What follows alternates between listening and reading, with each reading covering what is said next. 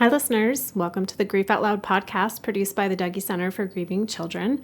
I'm Jana and wanted to give you just a little heads up as you listen to this episode. You'll be hearing references to our old name, which was Dear Dougie. So just so you don't get too confused, you're listening to the right podcast, and we look forward to bringing you even more great content under the Grief Out Loud name. Thanks for joining us.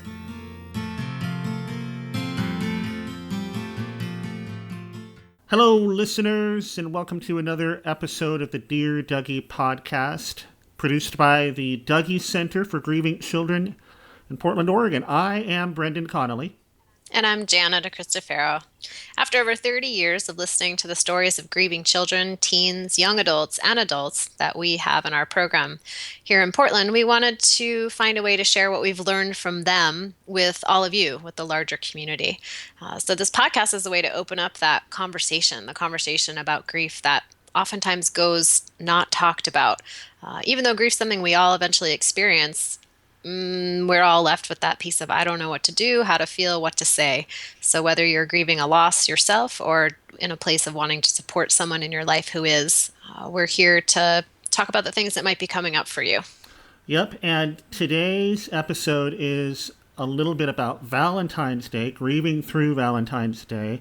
But before we jump into it, Jana, you and I were talking just before we started recording, and you were telling me about some interactions you had and made you think again, and wanted to make sure that we covered a little bit about acknowledging other people's grief and that idea of the alternatives to saying I'm sorry. What did you want to say?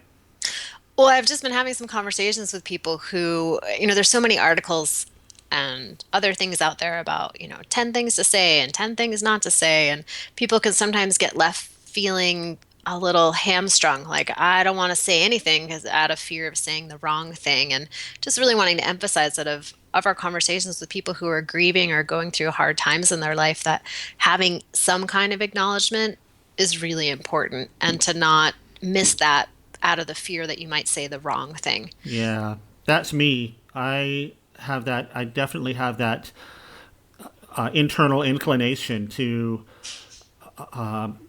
not want to say the wrong thing, and to I just get locked up. I'm doing it right now. Locked up about saying the thing that needs to be said or ought to be said, or that's comforting to the griever, and in lieu of saying something dumb and putting my foot in my mouth, I just clam up. Right, and so that's sort of the tricky part of putting out information of what to say or how to be that could be helpful, and leaving people feeling like, if I had to say the wrong thing, I better not say anything at all. And the message we get over and over again from people who are grieving, going through hard times is, just show up and say something, we can go from there. And it just reminded me again of how much the energy behind the words sometimes matters more than what the words are themselves, because there's no word that's going to make it better, and there's no word that's going to magically take away the pain. And what I hear is the pain of people who are grieving, of feeling not acknowledged, not included, particularly thinking about like high school kids, teenagers. The kids in their class find out that somebody in their life died, and those other kids have no idea what to say, so they kind of just ignore them sometimes. Yeah. Super painful for the teens. And I think as adults, many of us have gone through something where people sort of just walk around the corner because we don't know what to say. And we spent that last episode talking about alternatives to saying I'm sorry for your loss, which is, it's an old one and is used a lot. But you're saying here, if that's all you got, if that's all that comes to mind, that's great. Right. And then think about just the energy behind it of what are you trying to communicate? And the funny story that came up this week with talking with someone is how important it is to give some context. So say you run into someone at the grocery store and you heard that, their mom or their dad or their husband or their wife died, and this is the first time you're seeing them or the first time talking with them since you found out. If you're going to acknowledge the death by saying something of, I was so sorry to hear, make sure you give some context. Because I had a story from someone walked up to them and said, I'm just so sorry. And the person was like, for what? We need some context. And so to say, I heard about your husband's death, or I saw on Facebook somebody posted about your mom's death. I've just been really thinking about you. I want to let you know that I knew. Yeah. So what's looming on our mind may not be what's looming in their mind. Right, they're likely Yeah, thinking about the person who yeah, died because it just happened, but for if you come out of nowhere with, I'm sorry, like for being late, like I don't cutting me off in line, yeah. I don't know what you're Right, sorry for. right. All right, that's great. So say something. Just not saying anything is maybe the least attractive option available to us. Yeah. Exactly. Okay. Thanks for that. So back at Valentine's Day, we're rolling up on it, and it's I imagine it's going to be a tough one for some folks. I know it's full of activity at my house. My youngest kid, who's fourth grade, is busy making Valentines for 29 kids in his class. Amy, my wife and I, Amy and I, don't spend a whole lot of time on Valentine's Day in our relationship, but it definitely makes an appearance in our house. And I think that's a big part of, we were thinking about Valentine's Day and people who are grieving. So much of the emphasis on Valentine's Day can be on partners, spouses, boyfriends, girlfriends, like that person, personal, intimate relationship. But Valentine's Day is something that's a big deal for a lot of kids. And Yeah, so if we're talking about grieving kids, Valentine's Day is going to be a big part of that too. yeah, yeah. And I imagine my I have a lot of teachers in my family, and I know that sometimes teachers don't always know what is happening back at home. They're not always aware of all 30 something kids individual particular circumstances, and so the requests for work, especially at the younger ages in elementary school, can sometimes be a little awkward if there's a parent or sibling death, or maybe an adoption in the family, that kind of thing. Teachers may ask for, tell me your family history, or Mm-hmm. that kind of thing, and so what do what do parents and kids do with those sorts of requests? My hope is that, in a classroom setting or other opportunities for kids to make projects that are particularly for other people, whether it's let's make a Valentine's Day card for your parents or something like that, to open up the invitation a little bit more broadly to say, what's really Valentine's Day? It's about expressing our love and our affection and our appreciation, our gratitude for the people in our life that we care about. And who those people are can be pretty broad ranging. And so opening that up to kids, like we're gonna, spend the day, our project day, we're making Valentine's Day cards. Who are some people or pets or things in your Yeah, life that you'd like to make one for? So that gives kids a lot of choices. yeah. All right, that's great. What do you hear in your groups as we kind of roll in towards Valentine's Day? Well, to me, Valentine's Day, along with Mother's Day, Father's Day, Thanksgiving, all any kind of holiday or any kind of significant day coming up for people, over and over again, what we hear is the lead up is sometimes the hardest part for a lot of people. So I know we're real close to it. It's coming up, and this is a podcast. Maybe we in the future would do a week before or two Yeah, weeks before, because that the lead up, the anticipation, the anxiety, the seeing all of the advertisements. I mean, there's billboards and newspaper flyers and everywhere things yep, for chocolate and candy and Valentine's Day. What are you going to do? So that lead up part, a lot of times for people who are grieving, can weigh really heavily on them. And what people find is sorting out, like, what does the holiday mean to me? What has it meant to me in the past? What do I want it to mean for me? What's important for me to do? What do I not want to do? Coming up with some kind of plan, even if the plan is to not do anything, it yeah. can bring a lot of reassurance for people. Just feeling prepared and feeling ready. Yeah, that makes a lot of sense. I think that's maybe not. I don't know. This is a weird corollary, perhaps, but when Amy and I were just beginning to date, our dates seemed pretty spontaneous. But now that we have a family with lots of obligations, we kind of got to plan for that stuff, and it feels weird to plan for some of that stuff. Plan for a date, but I think that's the same kind of idea. You see this thing coming up, and you know it's something that needs to be addressed in your life, and so making a plan ahead of time is a good idea. And recognizing how individual that's going to be for everyone. I mean, I hear people say, what I'd really like to do is press fast forward Yeah, on, I know, the 13th and then wake up on the 15th and yeah, just not have that happen. And then other people are, this was a really important holiday for me and my family. And I value and treasure, the Valentine's Day cards that my mom would make for everyone in the family. So that's something I want to continue. And that's what I'm going to do on Valentine's Day. I'm going to honor my mom by making cards for other people in the family family, or whatever it might be for them, but to recognize that it's okay in either direction, whether you want to skip it, scrap it, or you want to uphold some traditions or create some new ones. That's good. Anything else besides what we've talked about with respect to Valentine's Day and holidays? Well, I'm thinking around, there's Valentine's Day. If you yourself, you're grieving, maybe it's been your partner, your spouse who's died, and you're thinking it through for yourself and what's important. And then we add in kids, if you Yeah. have children in your family. So, what we oftentimes will encourage families to do is to set a time to talk about it as a family. Give the kids a heads up. Here's what we're going to talk about. So, come with your ideas about what you might want to do or not do for this upcoming holiday. And as the adult in the family, super helpful to get clear for yourself. What are you feeling up for? What do you think you can handle doing with your Yeah. kids? So, there may be a time where the kids really want to do something and you just can't do it. Yep. And maybe we can find someone else in your friendship circle, in your support circle, who would be able to do that with the kids, whatever that might be. That's a really good point of view, really good perspective. I know we have a small little community of friends, and we hold each other up a lot of times that way. And has happened recently in our little community that we just kind of band together and hold the other people up a little bit when they need it.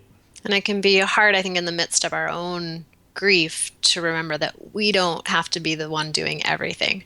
So maybe it's, filling out those Valentine's Day cards. Maybe that was something that one of the parents always did with the kids, and that parent has died, and the other parent just doesn't have the emotional wherewithal in the moment to do that. So you Yeah. call up an aunt, an uncle, someone else to be like, hey, can you come over and help with this? And that way the kid can still get it done, and the adult doesn't have to feel like I'm letting them down by not doing it.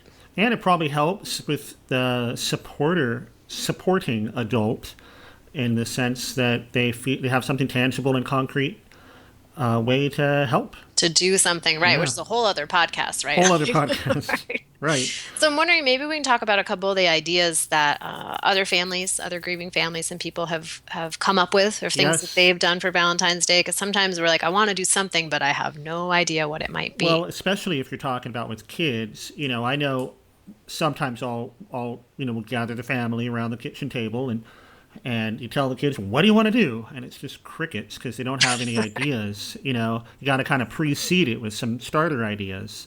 So they can say no to things sometimes Right. is really Yeah. helpful, Yeah, right? So right. come up with all the things you really don't want to do and tell them, and then they can say no, and you'll come up with something else.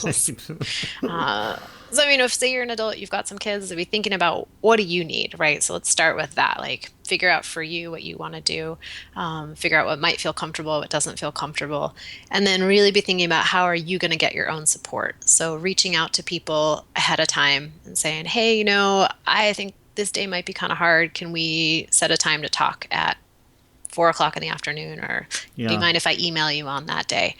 Or maybe it means getting together with other friends and family, Yeah. whatever that's going to be for you. And then really thinking about, self-care, which is a term that, I don't know, there's something about that wording. I just don't like self-care. Wish we could Yeah. come up with something else. But the underlying thing of what can you do that might be really nourishing for you, replenishing. Maybe that's going for a hike, going to see a new movie, taking a yoga class, journaling, all kinds of different things that can do. And kids can sometimes get left out of that self-care conversation. It's interesting. We think so much of that being for adults, but really helping your kids start to realize, what do they need? What makes them feel energized? What helps them feel calm? Might look That's- similar to ours. It might be really different. Yeah, that's a good one. I'm reminded of talking to my youngest just a couple of days ago, actually, because he was having a rough day, and we were kind of in bed and putting him to sleep and talking about the day, and I asked him, what does he do?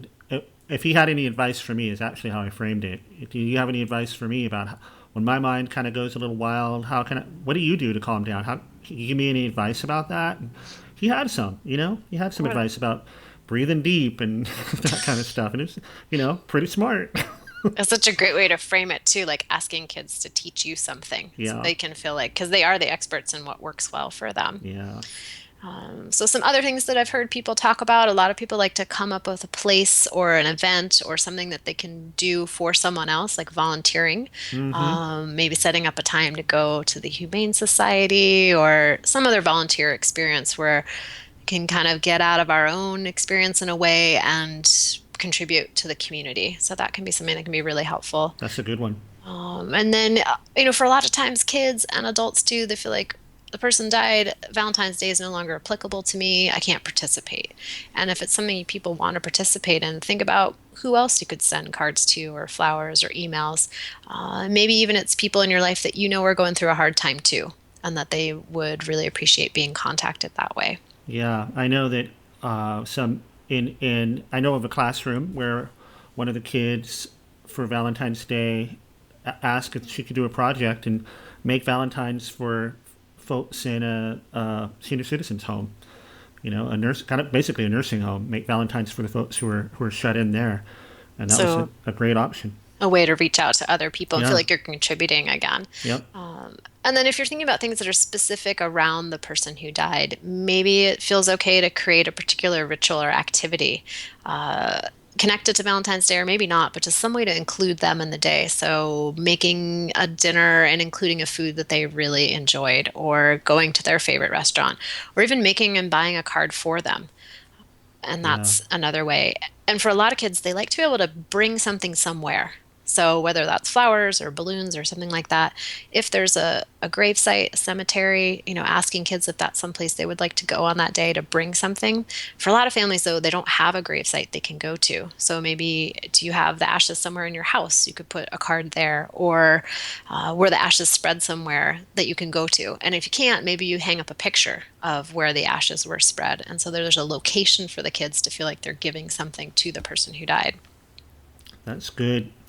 We will make sure this is a lot of things to remember. So if you're kind of scribbling things down, don't despair. We will put this list of starter ideas up on the show notes for this episode. It'll be up at dougie.org/podcast. You can look for the Valentine's Day episode.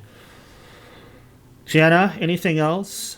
The last one I was thinking about, I know we're running short on time, but the last one I was thinking about is, we think about expressing our love for people on Valentine's Day, and a lot of times it's expressing our appreciation and our gratitude. And so if we think about creating a ritual, it might be, if you choose to create a card for the person who died, maybe spend some time just really writing down the things that you in that moment are feeling particularly grateful to them about, or maybe just sharing with them the things that have happened since they died, so that they can you can feel like you're still connecting with them in that way. Because Valentine's Day is about that emotional connection we have with other people, and that can be the place where it feels hard to continue that. How do I keep this person a part of my life in that way? Right. Almost more than any other kind of holiday, right? And Valentine's Day is really about expressions of love and affection.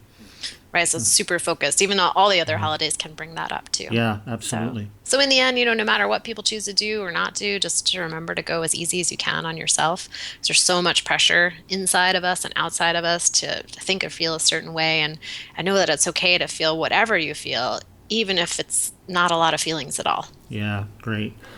All right. Well, thanks everybody for joining us for this episode of the Dear Dougie podcast. And to learn more about the Dougie Center and to listen to past episodes, you can visit us at dougie.org. That's dougy.org on the web. You can also find us on Facebook and Twitter.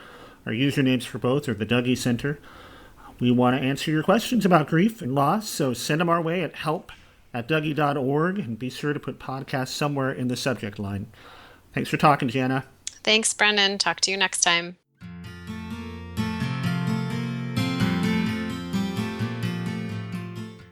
Thanks for listening.